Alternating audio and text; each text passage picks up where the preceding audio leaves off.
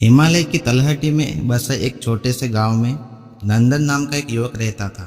उसका परिवार बहुत गरीब था, लेकिन उसके मन में भगवान शिव के लिए असीम श्रद्धा थी। हर सुबह सूर्योदय से पहले वह नदी से जल भरकर गांव के प्राचीन शिव मंदिर में जाता, शिवलिंग पर जल अर्पित करता और पूरे मन से ओम नमः शिवाय का जाप करता। गांव के कई लोग उसकी भक्ति का सम्मान करते थे, लेकिन कुछ लोग उसका मजाक भी उड़ाते थे। वो कहते, पूजा पाठ से पेट नहीं भरता, मेहनत करो तभी जीवन बदलेगा।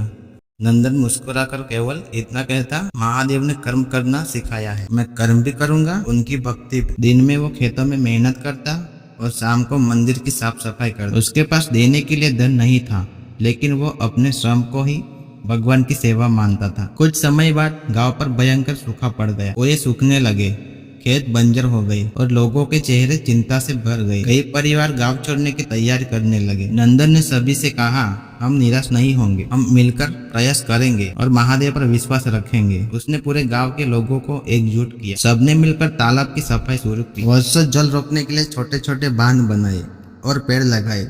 हर दिन काम शुरू करने से पहले वो मंदिर में जाकर प्रार्थना करते। कई दिन तक तो कोई परिवर्तन दिखाई नहीं दिया। कुछ लोगों का विश्वास डगमगाने लगा, लेकिन नंदन ने हिम्मत नहीं हारी। वो कहता, महादेव हमारी परीक्षा ले रहे हैं, सच्ची भक्ति धैर्य और कर्मों से पूरी होती है। एक रात नंदन ने स्वप्न में भगवान शिव दिव्या स्वर सुना, जो दूसरों के लिए निस्वार्थ भाव से कार्य करता है वही मेरा सच्चा भक्त है। तुम्हारा पश्चिम व्यर्थ नहीं जाएगा। अगली सुबह अचानक मौसम बदल गया। काले बादल छा गए और तेज वर्षा शुरू हो गई।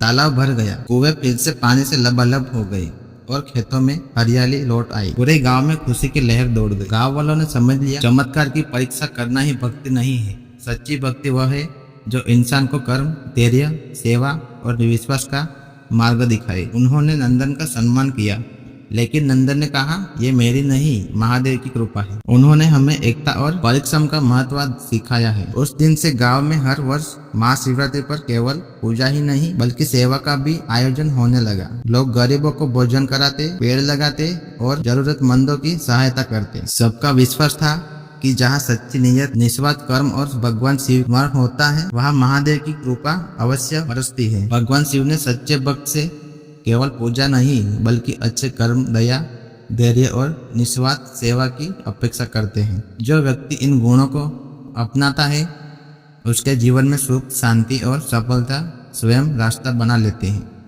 हर हर महादेव।